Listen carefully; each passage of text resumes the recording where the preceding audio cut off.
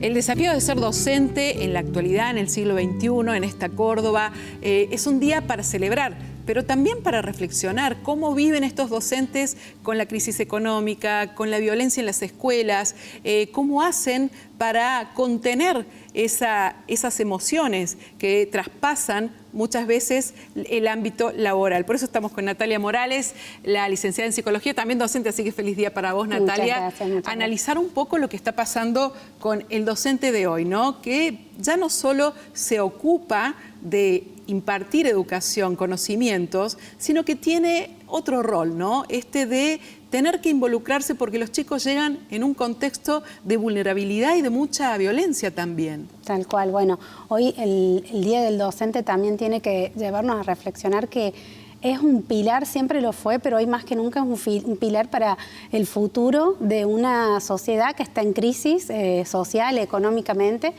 Y que esto que decías vos del contexto, el contexto se hace texto, ¿no? Dice Ana María Fernández, en las aulas se hace texto en lo pedagógico, en el vínculo pedagógico, en cómo lo emocional va atravesando el aprendizaje inevitablemente y en cómo lo que ocurre en el contexto no lo podemos dejar en la puerta de entrada al ingresar a las aulas, sino que transita la experiencia del propio docente, de los propios niños, de su realidad, y el docente tiene que contener hoy eso con todo el desafío que implica, ¿no?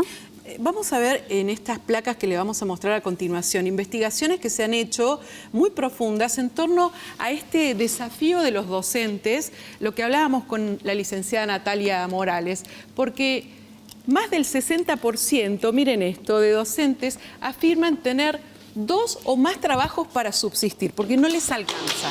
O sea, no solo el problema de tener un trabajo, sino de que lo económico también los atraviesa. El burnout o agotamiento laboral, que también los afecta. El 52% de los docentes sienten cansancio emocional en su labor y un 60% siente deterioro en la salud mental. En el último año aumentó la violencia en las aulas y la presión de tareas burocráticas. Condiciones de trabajo. En las escuelas de bajos recursos tienen que asumir funciones de contención emocional y social que excede lo educativo. Y otro dato preocupante, en Córdoba aumentó la violencia en las escuelas. Estos son datos del Observatorio Argentino por la Educación y también de investigaciones estadísticas educativas. Natalia, ¿qué realidad con la que se encuentran hoy los docentes, ¿no? Y tener que enfrentarla más allá de lo que en algún momento fue la vocación de enseñar.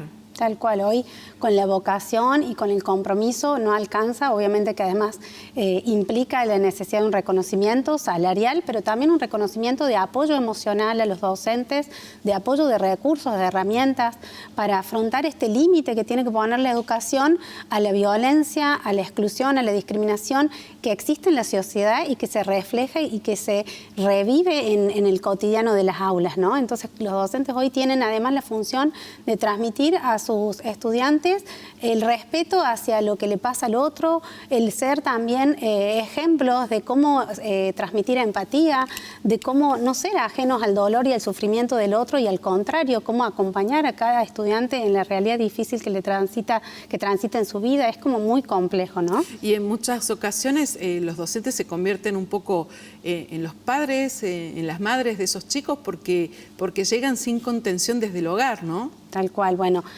Kaplan habla de esta justicia afectiva, ¿no? Que termina cumpliendo ese rol la escuela, ¿no? De ser ese lugar y ese espacio donde se cumplen los derechos del niño, donde puede ser sostenido, contenido, amado, a pesar de que en el contexto donde transita su día a día eso no ocurra, ¿no? Entonces, hoy tiene como todas estas facetas la escuela y el docente como protagonista y tener que asumir eso que realmente necesitan ellos una contención y herramientas para asumir también lo que planteaba uno de los docentes, el complejo desafío de abordar la neurodiversidad, ¿no? Eso a mí me toca por ahí porque trabajo de eso y es necesario que los equipos puedan brindarle también apoyo a los docentes y que sea mutuo el apoyo para poder acompañar a ese niño con discapacidad, a ese niño que necesita otro tipo de estrategias y recursos. Natalia, te agradecemos muchísimo esta reflexión que hacemos en este día porque lo decíamos, ¿no? El docente muchas veces se siente solo en el aula y necesita ser visibilizado con lo que le está pasando. Tal cual. No, un placer. Muchas gracias. Gracias.